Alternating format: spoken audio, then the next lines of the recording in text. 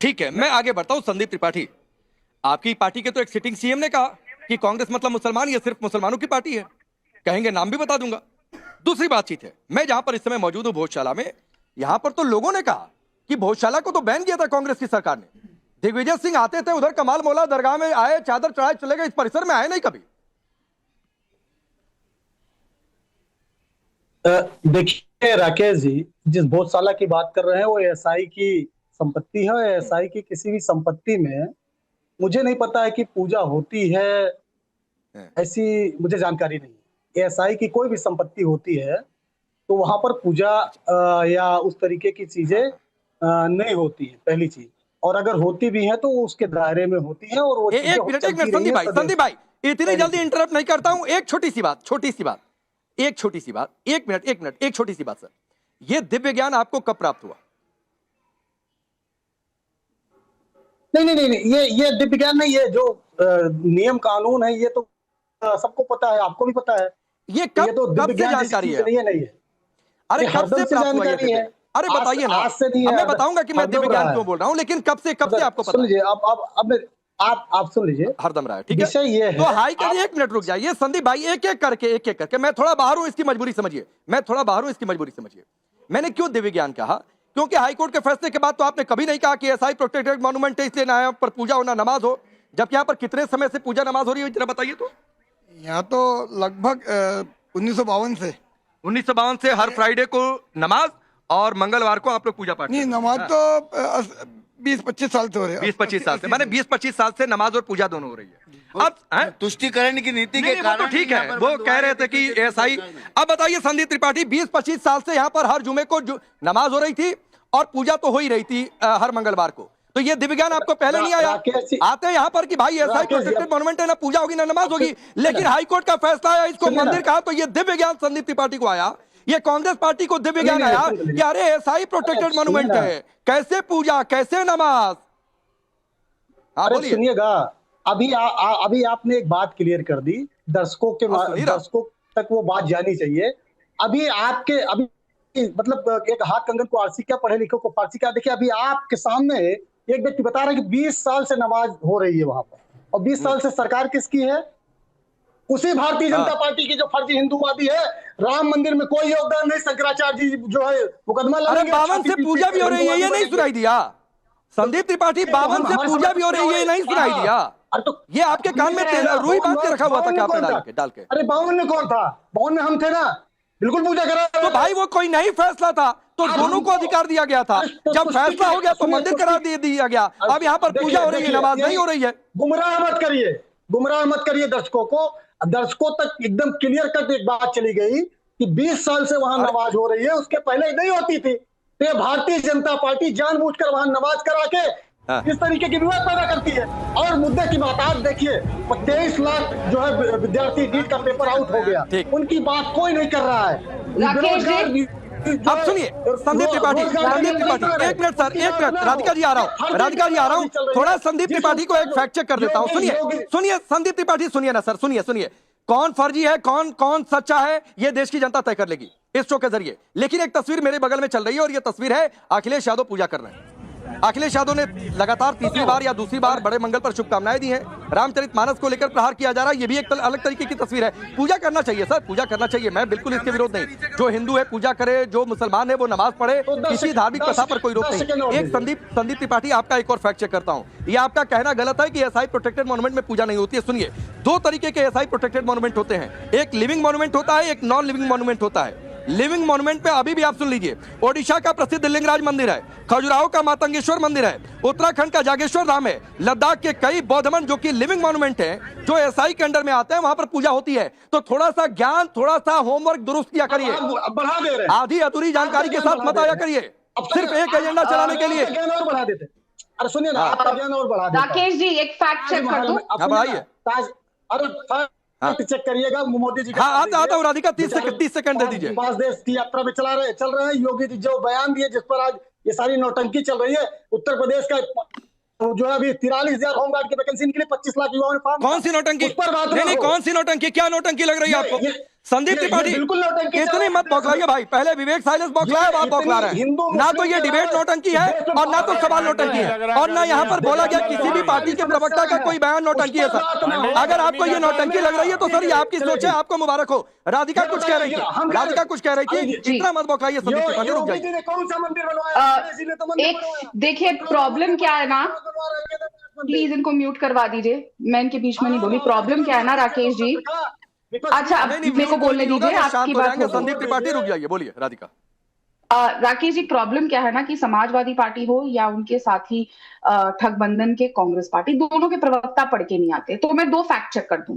14-15 century के दौर में इस यहाँ पर जो मंदिर था उसको बदल के कमल मौला मॉस्क बनाया गया था और वहां पे तब से नमाज पढ़ी जा रही है। ब्रिटिश और आजादी के बाद का दौर भी 1930 में ब्रिटिश काल के दौरान भी यहाँ नमाज पढ़ी जाती थी। और आजादी के बाद आते हैं, आजादी के बाद, एक मिनट खत्म करने दीजिए, मैं आपके बीच में नहीं बोली, मुझे खत्म करने दीजिए, मैं आपके बीच में नहीं बोली। प्लीज प्लीज, बहुत जरूरी फैक्ट चेक है, प्लीज इनको चुप कराइए। राकेश जी संदीप त्रिपाठी रुक जाइए प्लीज, मैं बाहर हूँ, स्टूडियो से बाहर हूँ, वरना मुझे कहना पड़ेगा कि आपकी आवाज डाउन कर दी जाए। प्लीज समझिए, प्लीज समझिए, एक एक करके, एक एक करके। धन्यवाद। आजादी के बाद साल 1997 दिग्विजय सिंह की सरकार यानी कांग्रेस की सरकार, 1997 में दिग्विजय सिंह की सरकार, कांग्रेस की सरकार ने एक आदेश जारी करके मुस्लिम समुदाय को हर फ्राइडे को नमाज पढ़ने की इजाजत दी थी, जिसके बाद 2003 में एएसआई ने भी उसको बरकरार रखा कि सिर्फ फ्राइडेज के लिए 1 PM से 30 PM तक, 3 PM तक नमाज पढ़ी जाएगी। जो ये कह रहे थे कि यहाँ नमाज सिर्फ कांग्रेस के दौर से हो रही है, भैया दिग्विजय सिंह, ठीक है, ये देखिए एक फैक्ट चेक का एक और डबल डोज है संदीप त्रिपाठी की, आप ही की पार्टी की सरकार ने। राधिका जो आपने कही, मैं एक तस्वीर दिखा देता हूँ। राधिका मैं एक तस्वीर दिखा देता हूँ, वो तस्वीर दिखाइए गुम्बद की। ये देखिए, ये भोजशाला का परिसर है और सामने आपको गुंबद की तस्वीर दिखाई दे रही है, वो कमाल मौला दरगाह है और पूरे परिसर को धीरे धीरे कमाल मौला मस्जिद के नाम से दिया गया। और ये कहा जा रहा है, हालांकि लोग तो यहाँ पर ये भी दावा कर रहे हैं कि वो दरगाह भी नहीं वहां पर होनी चाहिए थी। यहाँ पर तो कई श्रद्धालु मिले जो दावा कर रहे हैं कि वो तो हनुमान जी का मंदिर है, उसका भी सर्वे करा लो। ये सारी बातें हैं, लेकिन दानिश ये लग रहा है भाई कि ये मुसलमानों को डराने का काम, तुष्टीकरण की सियासत, वो अब इस देश में दिन लद गए हैं। फैक्ट की बात होगी, मुद्दों की बातचीत होगी, क्योंकि लाउडस्पीकर नियम से चलेगा। सैलरी इमामों को या पुरोहितों को कैसे देनी है, नहीं देनी, वो सरकार देखेगी कि भत्ता देना है कि नहीं देना है। सर देखिए, भारतीय जनता पार्टी एक नैरेटिव सेट कर चुकी है इस देश में। भारतीय जनता पार्टी ने क्या नैरेटिव सेट किया है इस देश में, मैं आपको बता दूं। चाहे वो मॉस्क हो, चाहे वो मंदिर हो, जब भी कोई देश में हमारी इमरजेंसी की बात आएगी, ये तुरंत एक झगड़ा लाकर सामने खड़ा कर देंगे। चाहे वो भोजशाला के नाम में हो, चाहे वो राम मंदिर के नाम में हो, चाहे वो ज्ञानवापी के नाम में हो, और चाहे वो हिंदू मुसलमान का कोई ऐसा इंसिडेंट हो, हमेशा जब देश इमरजेंसी ऐसा इंसिडेंट लाकर खड़ा कर दिया। और आज भोजशाला कमाल मौला मस्जिद के ऊपर जिस तरह का हाई कोर्ट का फैसला आया, let me finish Rakesh ji, आज भोजशाला कमाल मौला मस्जिद के ऊपर फैसला आया, लेकिन बताइए कैसे भोजशाला का विवाद आज का मैं बता रहा हूँ आपके हर सवाल का जवाब देने के लिए बैठा हूँ यहाँ पे। भोजशाला कमाल मौला मस्जिद का जो हाई कोर्ट का जो रिपोर्ट आया, आप देखिए उस रिपोर्ट में एएसआई ने जो 98 डेज का सर्वे किया, 98 डेज का सर्वे में उन्होंने आस्था के बुनियाद पे हिंदू मोमेंट्स को रखकर सामने हाई कोर्ट को अपना सबूत दे दिया और वहां पे वो फैसला सुना दिया गया। क्यों? आस्था की बुनियाद पर फैसला होगा क्या, या संविधान की बुनियाद पर फैसला होगा, आप बताइए। अच्छा सुनिए, आस्था की बुनियाद है ना, एक मिनट रुक जाइए। मैं सुनिए दानिश, ये अगर मैं स्टूडियो से बाहर और फील्ड पर रहा करूं ना, तो मैं बहुत तेज फैक्ट चेक करता हूं, इसलिए बहुत सोच समझ के आइए।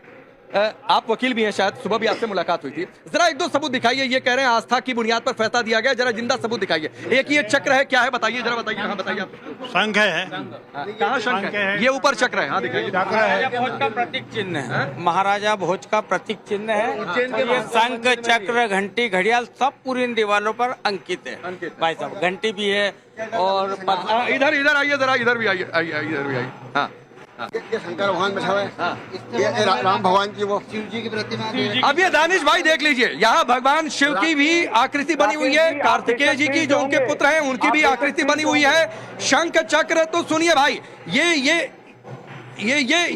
सुनिए, ये किसी मस्जिद में नहीं हो सकता है, ठीक है, तो ये यहाँ पर ये सब एएसआई ने अपने सर्वे में कहा, तो रमनीश अब सवाल ये उठता है, हम एक बात जानते हैं साहब कि ये जो हाई कोर्ट का फैसला आया ये हमारे लिए एक्सेप्टेबल नहीं है। हम कानून लॉ को मानते हैं, संविधान को मानते हैं। अरे काहे भाई, न्याय पे पूरा भरोसा है। रमनीश से एक बात बताइए, यहाँ तो जिंदा सबूत है, सामने सबूत है, ये कह रहे हैं आप कुछ भी कहिए, आप कुछ भी कहिए, फैसला गलत आया। हमने सुप्रीम कोर्ट देखिए बात करें, अरे तो जाइए भाई, किसने मना किया दानिश, जाइए, सबका अधिकार है, कोई आपत्ति नहीं है, बिल्कुल जाइए। राकेश जी, बात है कि एएसआई मॉन्यूमेंट की बात करें, बोलिए रमनीश, देखिए एएसआई मॉन्यूमेंट की बात करें तो सबसे पहली बात हमें समझना होगा कि देश संविधान से ही चलेगा, न्याय से ही चलेगा, न्याय संगत ही चलेगा और कानून से ही चलेगा। और आज जो भी फैसला भोजशाला मंदिर के लिए आया है, मुझे लगता है ये भी न्याय संगत प्रक्रिया के तहत कोर्ट से आता है फैसला।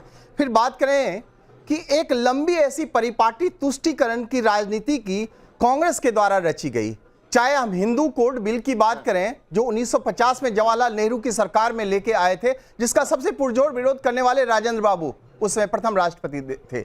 फिर बात करूं कि आप 1991 वर्शिप एक्ट क्यों लाया गया, ताकि हमारे 50,000 से ज्यादा ऐसे मंदिर थे जिसके ऊपर हम दावा ठोक ही ना पाए। उसमें तो यही कहा गया ना कि 1947 के बाद जो भी जिस स्वरूप में है वही उसी स्वरूप में रहेगा, उसको बदला नहीं जाएगा।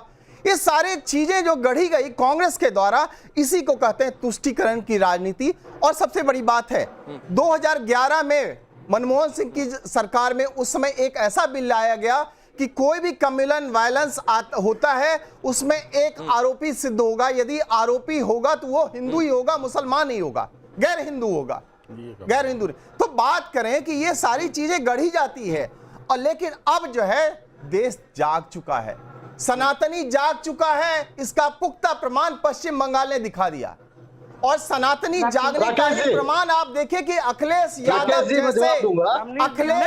जैसे लोग मंदिर में घंटा बजाने चले जाते हैं। पश्चिम देखिए, ये सनातनियों का ही जीत माना जाएगा और सनातन संस्कृति की ही जीत मानी जाएगी। नहीं, मैं आता हूँ, एक मिनट रुक जाइए, रमनीश भाई रुकिए ना, ये घंटा बजाने चले जाते हैं, थोड़ा सा समझ कर भाई, ये डिबेट मुद्दों पर करिए, ठीक है, नहीं ठीक है, पूजा करने भी वही राकेश जी, संदीप त्रिपाठी मैं आपके पास जहाँ पे बोरियों में भर करके गंगा नदी में फेंक दिया जाता था। अगर सभी लोग एक साथ बोलेंगे तो मैं यहाँ पर स्क्रीन नहीं देख रहा हूँ, इसलिए प्लीज रुक जाइए, मुझे आपकी आवाज से ही अंदाजा लगाना है कि कौन बोल रहा है। रुक जाइए, संदीप त्रिपाठी में आ रहा हूँ, फिर राधिका जी आ रहा हूँ।